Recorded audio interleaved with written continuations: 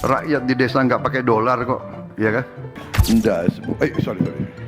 Coba di delete.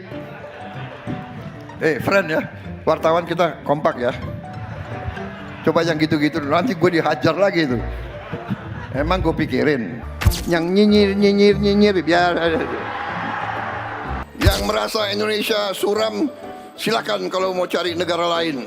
Mengupas bawang dengan upah Rp700.000 per kilogram. 10 tahun lagi lah kau boleh pacaran.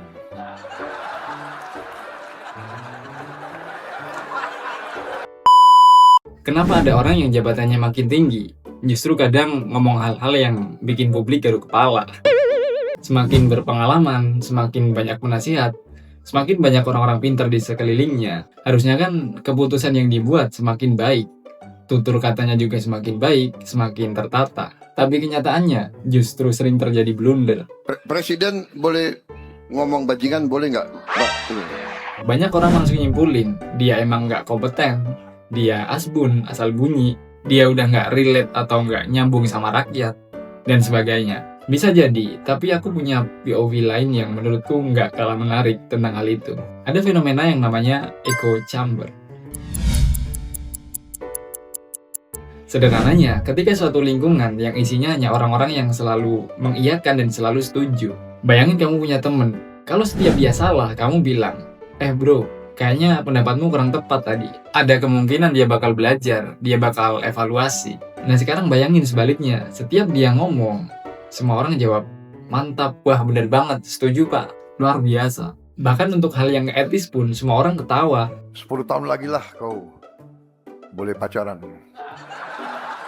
Seolah mengiyakan bahwa itu hal yang benar, padahal itu salah. Lama-lama dia nggak jadi lebih pinter, dia kehilangan kesempatan buat tahu kapan dirinya salah. Karena dia nggak belajar, nggak ada yang ngingetin, nggak bisa evaluasi diri. Dan kalau dibiarin terus-menerus, akhirnya ya makin jadi. Jadi masalah terbesar seorang pemimpin adalah bukan ketika dia nggak punya kritik. Karena seperti yang kita tahu, banyak sekali kritik yang masuk ke beliau. Mungkin jutaan orang udah ngeritik beliau. Dari mahasiswa, pengamat, bahkan sampai rakyat biasa. Nah, bisa jadi masalah terbesarnya adalah ketika kritik yang jujur berhenti datang dari orang-orang yang paling dekat dengannya. Karena sejak saat itu, dia nggak ngelihat dunia apa adanya. Dia hanya ngelihat dunia seperti apa yang ingin diperlihatkan kepada dirinya. Nah, menurutku untuk kalian beruntung banget kalau kalian bisa punya teman atau circle yang berani ngingetin kalian kalau kalian salah. Oke, sekian POV singkatku terhadap pemerintahan saat ini. Semoga bermanfaat dan sampai jumpa di video berikutnya.